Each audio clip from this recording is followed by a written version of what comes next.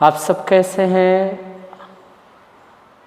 मैं सोच रहा हूँ कि आप सब लोग सुरक्षित होंगे, प्रभु की दया में बढ़ रहे होंगे।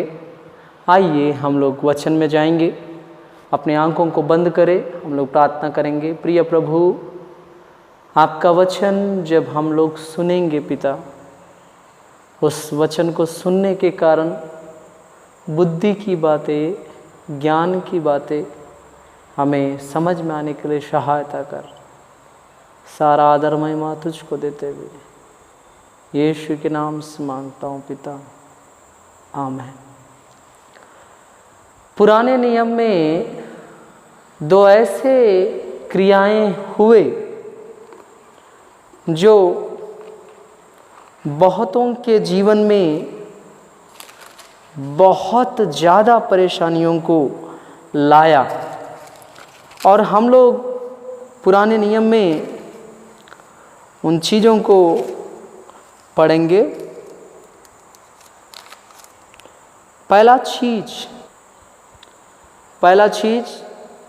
पहला शामुएल 8वां अध्याय उसका 4 और 5।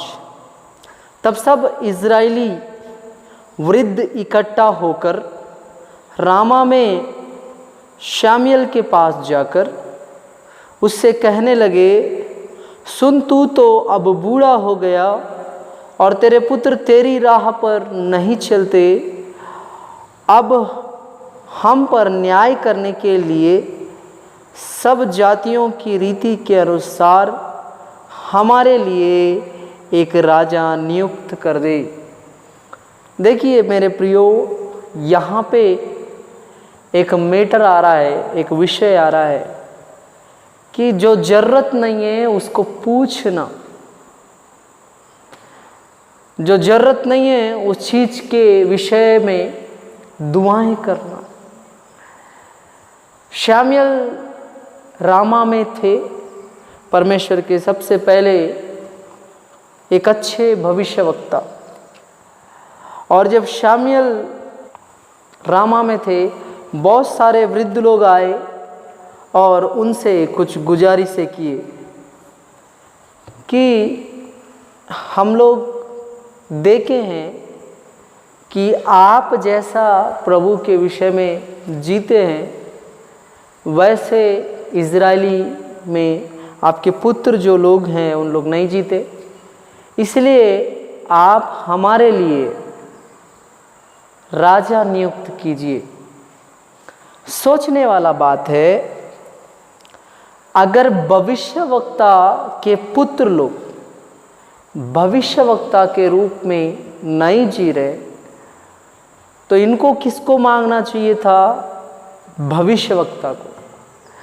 लेकिन इन लोग किसको मांग रहे हैं? राजा को।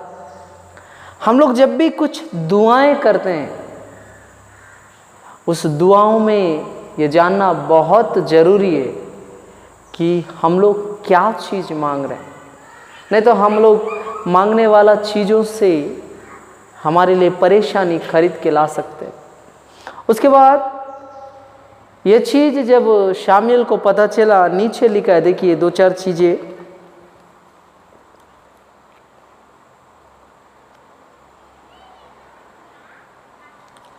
साथ यहोवा ने शामुएल से कहा, वे लोग जो कुछ तुझसे कहे उसे मान ले, क्योंकि उन्होंने तुझको नहीं परंतु मुझी को निकम्मा जाना है कि मैं उनका राजा ना रहा। जैसे जैसे काम वे उस दिन से जब से मैंने उन्हें मिस्र से निकाल लाया आज के दिन तक करते आए हैं कि मुझको त्याग कर पराये देवताओं की उपासना करते आए हैं, वैसे ही वे तुझसे भी करते हैं। इसलिए अब तू उनकी बात मान, तो भी तू गंभीरता से उनको भली भांति समझा दे और उनको बतला भी दे कि जो राजा उन पर राज्य करेगा उसका व्यवहार किस प्रकार। देखिए प्रिय बहन, प्रिय भाई लोग, ये वचन ऑलरेडी एक बार बताया, ये पार्ट 2 है कि हम लोग परमेश्वर से क्या मांगना चाहिए। इन लोग जैसे ही मांगे, शामुएल ने दुआ किया, यहोवा परमेश्वर एक फीलिंग के साथ, एक दर्द के साथ, शामुएल उन लोग आपको रिजेक्ट नहीं कर रहे हैं शामुएल, उन लोग मुझको रिजेक्ट कर रहे हैं, मुझको निकम्मा जाने शामुएल, आप उनके लिए राजा नियुक्त कर दीजिए, उन लोग जो बोलते हैं वो कर दीजिए, लेकिन उनको भली भांति से समझा दीजिए कि राजा क्या करेंगे। आपको पता है परमेश्वर यहाँ पे राजा नियुक्त करने के विषय में बताकर उस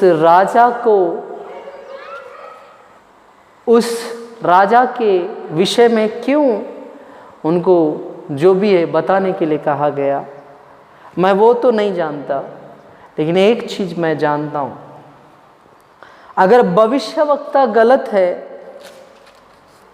उस चीज को मांगना चाहिए था। इन लोग जा के किसको मांगे? राजा को मांगे। राजा को मांगने का अर्थ ये है कि यहोवा परमेश्वर अब हमको राजा के रूप में नहीं चाहिए। मैं सोच रहा था, मैं और अध्ययन भी कर रहा था कि बाइबल में जब तक यहोवा परमेश्वर राजा के रूप में इजरायलियों को संभालता रहा तब तक उनका लाइफ में कोई दबाव नहीं था, कोई प्रेशर नहीं था, कोई परेशानी नहीं थी। लेकिन जैसे ही उन लोग राजा मांगे और राजा को दिया गया, उसके बाद आप लोग पढ़ के देखिए, क्या यहोवा परमेश्वर प्रजा पे ध्यान दिया कि राजा पे ध्यान दिया? आप ज्यादा गौर से पढ़ने से आपको क्या समझ में आएगा, उन लोग अपने ऊपर राजा मांग के उनकी जिंदगी का सबसे बड़ा गलती किए, और जब से उनके जीवनों में राजाएं आ गए तब से यहोवा परमेश्वर सिर्फ राजा को टारगेट लेके चलता था। वो शाऊल को राजा बनाया, फिर दाऊद को राजा बनाया, फिर सुलेमान को राजा बनाया, उसके बाद रहोबाम को, ऐसा करके पूरा परमेश्वर का टारगेट पूरा राजाओं पे चले गया। इनके ऊपर ध्यान देने के लिए राजा को बनाया था, इसलिए परमेश्वर इन पे ध्यान ना देके जिन राजाओं को इसने बनाया उस राजा पे ध्यान दे रहा था। फिर भी लोगों को बचाने के लिए राजाओं को खड़े करके बचा रहा था। आज आप लोग जो मांग रहे हैं खुदा से, उसको गौर से सोच समझ के मांगिएगा, क्योंकि आपके मांगने के कारण अगर वो आपको मिलता है, उसके कारण परमेश्वर का इच्छा आप पे जो है वो बदल तो नहीं जा रहा है। परमेश्वर आपको सेवा के लिए बुलाया, आप नौकरी मांग रहे। परमेश्वर एक अच्छा मसीह भाई से, बहन से आपका विवाह कराना चाहता है, आप अन्य जाति की बहन को और भाई को मांग रहे। परमेश्वर आपको दूर देश ले जाना चाहता है, आप छोटा सा शहर के लिए प्रार्थना कर रहे, उस शहर को मांग रहे। आप सोचिए कि आप प्रार्थना करने से उस प्रार्थना में खुदा खुश है कि नहीं।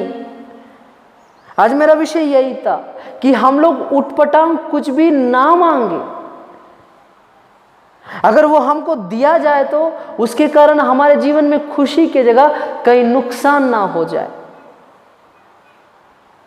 परमेश्वर दुख में सही, खुश में सही, मांगा वाला दे दिया, लेकिन परमेश्वर पूर्णता प्रजा पे उतना केयर नहीं किया जैसे पहले करता था। इसका यह मतलब नहीं है कि परमेश्वर पक्षपाती है, नहीं, ऑलरेडी एक राजा को तैयार करके रखा था। वो अब राजा के रूप में जब इस्राएलियों को संभाल रहा है तो परमेश्वर सिर्फ और सिर्फ राजा को संभालना है। फिर भी इस्राएलियों पे युद्ध के लिए कोई आने से परमेश्वर उनको बचाने के लिए उस राजाओं को इस्तेमाल करता था। आप अपने जीवन में कभी भी परमेश्वर को छोड़ के कोई ऐसा चीज़ नहीं मांगिए जिससे आपके जीवन में समस्याएं आए। लोग बैंक बैलेंस मांग रहे हैं, लोग कार बंगला पैसा मांग रहे हैं, बिल्कुल सही कर रहे हैं आप, लेकिन क्या उसके आने के बाद आपके लाइफ में शांति रहेगा? बिल्कुल नहीं। अगर उसके रहने के बाद लाइफ में शांति रहने से, मैं आपको बोलना चाहता हूं, बॉलीवुड के बहुत सारे जो सेलिब्रिटीज है वो सुसाइड नहीं कर लेते। बॉलीवुड के बहुत सारे फेमस लोग जाने माने हस्तियों से मूवीज निकाले वाले लोग अपने आप को मौत में ढकेल के खुश रहूंगा नहीं सोचते। हमेशा याद रखना, धन दौलत नेम फेम ये खुशियां नहीं परेशानी को लाता है। सीरियसली, आप जितना नामी व्यक्ति है, आप सांस भी लोगे न्यूज़ बन जाएगा। आप बाजार में निकल के कुछ सामान लो, वो न्यूज़ बन जाएगा। क्यों? आप नामी व्यक्ति हैं। अगर आप ये वचन सुनने वाले, आप ऐसे ऐसे चीज़ों को मांग रहे हैं जो प्रभु की इच्छा नहीं लेकिन परमेश्वर की इच्छा के विरुद्ध है, संभल जाइएगा, संभल के मांगिए, क्योंकि परमेश्वर आपके मांगने से ही देगा। वैसे भी क्या बोलना चाहिए, मत्ती रचित सुसमाचार में यीशु मसीह ने कहा वो परमेश्वर आपके मांगने से पहले चीज देना जानता है, इसलिए सोच समझ के मांगिए। आइए हम लोग प्रार्थना करें।